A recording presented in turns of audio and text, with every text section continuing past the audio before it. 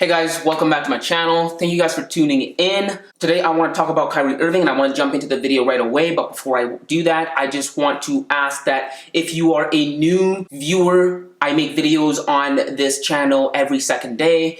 So if you like that kind of content, make sure to hit the subscribe button. And if you're a recurring viewer, you know the deal. Hit the like button, leave your thoughts down in the comments, give video suggestions. And aside from that, let's jump into this video.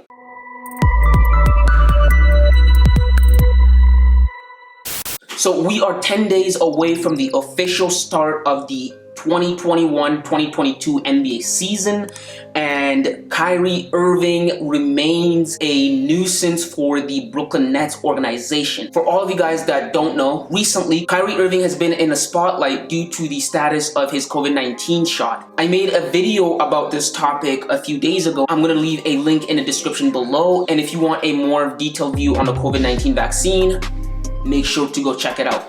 But in it, I talked about the COVID-19 vaccine and I reiterated how it will be beneficial for players to get the vaccine shot. Andrew Wiggins, one of the players that was reluctant to take the vaccine, has recently in the last few days gone out and he's taken the vaccine and he has become eligible to play home games for the Golden State Warriors. But Kyrie Irving still remains reluctant to take the vaccine, and he's very important because he lives in a state and he plays in a state where he will not be able to play home games if he does not take the vaccine. And this is causing a lot of angst for the Brooklyn Nets front office and the team as a whole. Kyrie won't be able to play home games, and this can greatly and will greatly impact the Brooklyn Nets if Kyrie remains on the team. So recently, people have been talking, and the NBA world has been talking about the fact that Kyrie Irving needs to be traded. That's the word on the street as of right now. The way things are right now, Kyrie isn't going to be on the Nets anyway. Not really. At least not for half their games. I said it last week about Andrew Wiggins and Golden State in regards to the vaccine. So I'll say it again with Kyrie Irving. Trade him. If he ain't gonna take the vaccine and he can't play half your home game, trade him.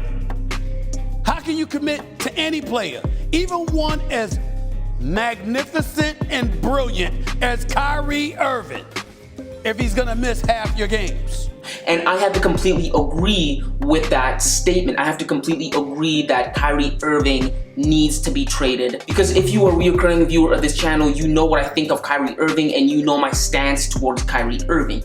Kyrie Irving, while talented, is not worth it. When you pair up Kyrie's tendencies to be a constant distraction in the locker room, in whatever locker room that he's in, plus the volume of games that he constantly misses in the regular season, when you do that and you weigh that against Kyrie's talents as a basketball player, it becomes clear to see that Kyrie's negatives greatly outweigh his positives. You get a net loss in value when you weigh those two things together. The negatives are completely outweighing the positives, right? And this vaccine, being one of the many fiascos that Kyrie has been in, opens people's eyes, and it opens my eyes to think that it is time to move off of Kyrie Irving and it is time to trade him. The Brooklyn Nets are more than good enough and more than capable of winning a championship with just Kevin Durant and James Harden instead of James Harden, Kyrie Irving, and Kevin Durant. I've said this in the past and I'm going to continue to say it. Kyrie Irving is the cherry on the cake when it comes to the Brooklyn Nets team. He is the dessert, not the entree. He is a luxury, not a necessity. And because of that, I think it is well within the Brooklyn Nets' rights and their best intentions to move off of Kyrie Irving. Now, the astute among you viewers may say, hold on, Emmanuel, wait a minute. What you're saying makes no sense. Your logic is kind of wrong here. Because what difference does it make to the Brooklyn Nets if Kyrie remains on a team and doesn't play or gets traded to a different team? In both scenarios, Kyrie Irving is not on the team, and so his performance has no impact on the team if the Nets are able to play without him. And to that, I'd say you're smart. Here's a medal. But here's where you're wrong. The vaccine mandate in New York prohibits Kyrie Irving from playing in home games, but he will be able to play in some away games. Now, the issue then becomes the fact that Kyrie Irving will play in half of the games. which is people are like, oh, that obviously, but that's not the only issue. The issue becomes Kyrie will not be able to play in half of the games, and this is how that impacts the Brooklyn Nets, even though he won't be on the floor. Okay, if Kyrie Irving can only play in 41 of the games, the issue becomes Steve Nash now, as a head coach, has to insert Kyrie Irving into the roster, into the playing roster, the players that are gonna play that given night, and then he's gonna have to take him out of the roster a different night.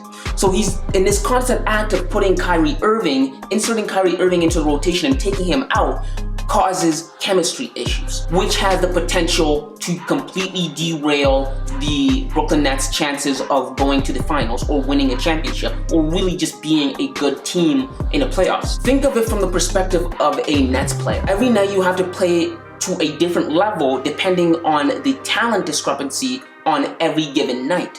Either you have a surplus of talent and so you have to shoot less, cater to Kyrie and the other stars on the team, or you have a shortage of talent where Kyrie's not playing and you have to take more shots now. And what that does there is it affects your chemistry, and then it also affects the rhythm of the players on that team. And so that greatly impacts the team as a whole, even though Kyrie's not on the floor. And chemistry is something that the Brooklyn Nets did not take care of last year. Last year, Kevin Durant, James Harden, and Kyrie Irving all missed a significant amount of games due to injuries. Last year, it was either two of them would be playing and one would be on a sideline, or vice versa.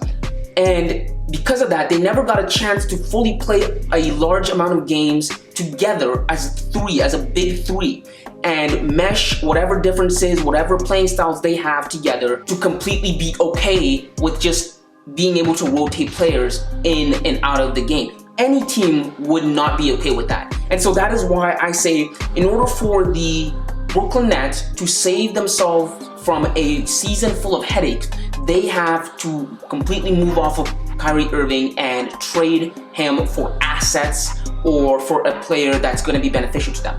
Where he will go, where he can be traded, I'm going to make a video on that in the coming few days. So stay tuned, subscribe to the channel if you want that kind of content. I will get back to you on that. And if you've watched throughout this whole video, I thank you for that. Again, if you're new to the channel, make sure to hit the subscribe button, leave a like, and leave your thoughts down in the comments below. And aside from that, I'll see you next time, kids.